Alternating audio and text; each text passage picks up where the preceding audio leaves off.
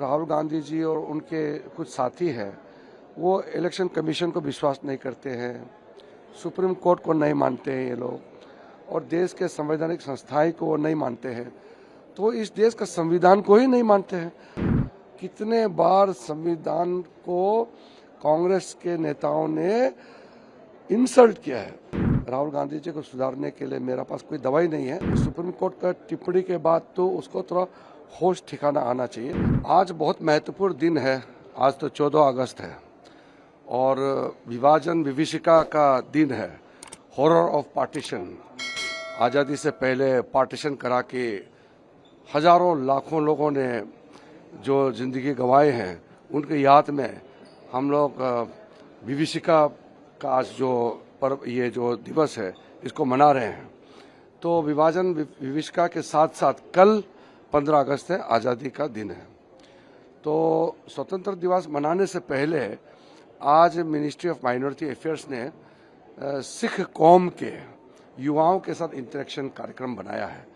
ये जो स्पेशल सिखों का युवाओं का आने का विशेष कार्यक्रम ये है, हमने एक स्किलिंग कार्यक्रम चलाया है। अलग अलग माइनॉरिटी कम्युनिटीज़ के लिए कार्यक्रम है और सिखों के लिए, जो सिख यूथ है, उनके लिए स्किलिंग का प्रोग्राम जो चला रहा है बहुत ही सक्सेसफुल चला रहा है। बच्चों ने आज बताया कि उनका ज़िंदगी में कितना बड़ा ये मौका मिला है। और ये बच्चे कल स्वतंत्रता दिवस में प्रधानमंत्री जी का गेस्ट के रूप में वहाँ रेड फोर्ट जाएंगे और वहाँ भाषण भी सुनेंगे और आज़ादी का महोत्सव में मिलकर के सेलिब्रेट करेंगे।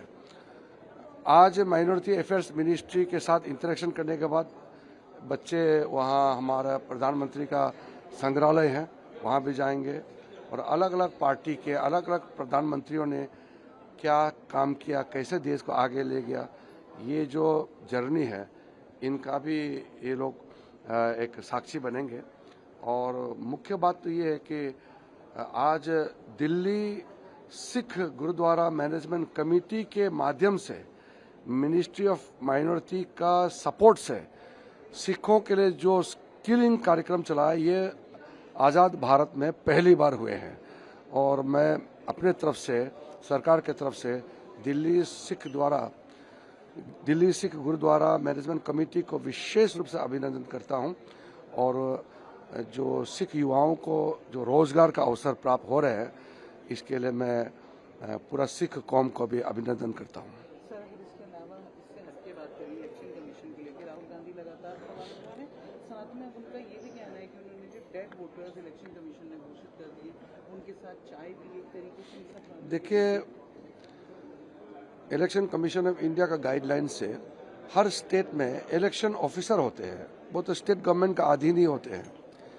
चीफ इलेक्टोरल ऑफिसर से लेकर के जो डिस्ट्रिक्ट का ऑफिसर होते हैं, डीएम कलेक्टर होते हैं, वो स्टेट गवर्नमेंट के अंदर ही होते हैं। सिर्फ वो इलेक्शन कमीशन के बिहाफ से इलेक्टोरल रोल प्रिपेयर करते हैं।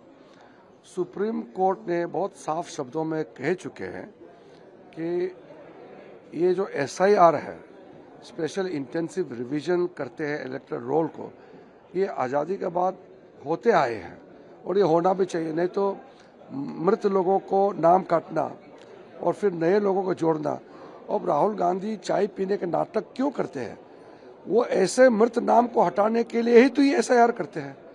नए जो 18 साल होते हैं उसको जोड़ना, और जो इस दुनिया में नहीं है या उस जगह से लोग छोड़ के चले गए हैं उसका नाम काटना, ताकि इलेक्टोरल रोल साफ हो। इसी के लिए तो SIR किया जा रहा है। उसका समझ में नहीं आता है क्या? सर, इलेक्शन कमीशन ने ये भी कहा है कि वन वोट और वन वोटर पहले से ही है ऑलरेडी कॉन्स्टिट्यूशन में। वहीं इस तरह से फ्रेज का इस्तेमाल करना, वोट चोर कहना, ये कॉन्स्टिट्यूशन पर तो हमला है ही, साथ ही इलेक्शन बॉडी और जो इलेक्टोरल्स होते हैं उन पर भी। ये सुप्रीम कोर्ट ने बहुत अच्छा निर्देश और बहुत अच्छा ऑब्जर्वेशन किया है, बहुत अच्छा निर्णय दिया है।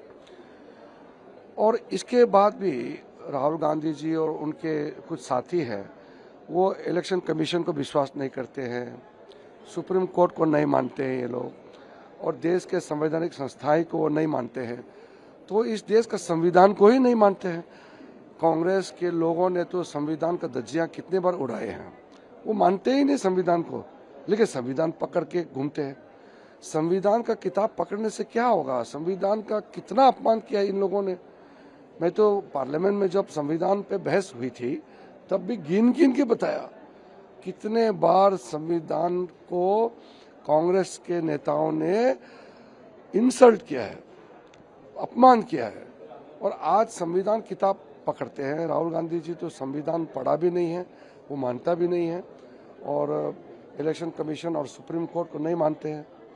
तो हम क्या कर सकते हैं? इसका इलाज नहीं है मेरे पास। इतना गलत तरीके से जो अनाप शनाप बात करके ड्रामा करते रहे, राहुल गांधी जी को सुधारने के लिए मेरे पास कोई दवाई नहीं है। लेकिन अब सुप्रीम कोर्ट का टिप्पणी के बाद तो उसको थोड़ा होश ठिकाना आना चाहिए। अगर नहीं भी है तो जो समझदार लोग हैं, कांग्रेस में भी कुछ लोग समझदार नेता है, ऐसे नहीं कि सारे कांग्रेस में राहुल गांधी जैसे हैं। तो कांग्रेस पार्टी में भी अच्छे लोग हैं, वो लोग मिल करके राहुल गांधी को समझाना चाहिए कि देश के खिलाफ काम करना बंद करना चाहिए। सर, प्रियंका गांधी ने ये कहा था कि एफआईआर पे अगर चर्चा होगी तो हम संसद चलने देंगे, चर्चा नहीं करना चाहते ये लोग। मैं रूल से चलता हूँ और हमारा पार्टी, हमारा सरकार नियम कानून के अलावा कुछ हम कर नहीं सकते हैं। पार्लियामेंट चलाना भी नियम के तहत, काम करना भी कानून के तहत। हम कानून और जो पूर्व में कोई कन्वेंशन है उसको भी हम इज्जत देते हैं।